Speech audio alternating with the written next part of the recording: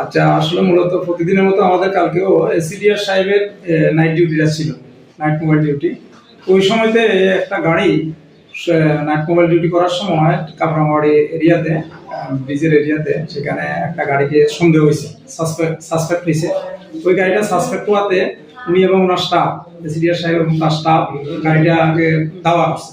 দাওয়া করার পরে কিছুটা দূরে যে গাড়িটা যখন ড্রাইভার পেকে গেছে, গাড়িটা ফেলা দিয়ে গেছে, তো তখনে সার্চ করতে যাইয়া দেখে যে এই মালগুলি, এই যে গাঁজার এই মালগুলি প্রায় 53টা প্যাকেটে, ছোট বড় প্যাকেট, 53টা প্যাকেটে অনেকগুলি গাঁজা।